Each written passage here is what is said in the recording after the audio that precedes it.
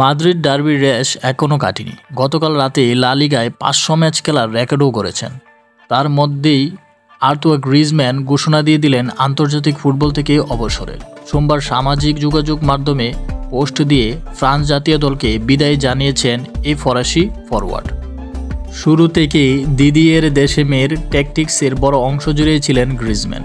ফরাসিদের হয়ে টানা 84 ম্যাচ খেলে গড়েছেন রেকর্ডও। 2018 বিশ্বকাপ জয়ে রেখেছিলেন বড় অবদান। মাঝে ছুট কিছুটা ভোগালেও আবারও ফিরিয়েছিলেন জাতীয় দলে।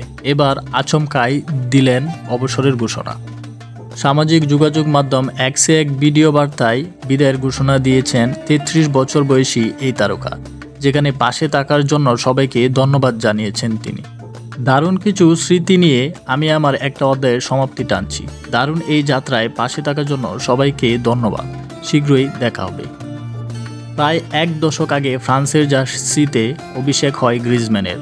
এরপর থেকে ফ্রান্সের জার্সিতে খেলেন 137 ম্যাচ, গোল করেছেন 44টি আর গোলে সহায়তা করেছেন 38টি। বিশ্বকাপ ছাড়াও জিতেছেন 2020-21 মৌসুমের উয়েফা নেশনস লিগের শিরোপা। এছাড়া খেলেছেন 2016 ইউরোর ফাইনালও। পর্তুগালের কাছে শিরোপা হারলেও 6 গোল করে দলকে ফাইনালে নিতে রেখেছিলেন বড় অবদান। জিতেছিলেন গোল্ডেন বুট ও সেরা খেলোয়াড়ের পুরস্কার।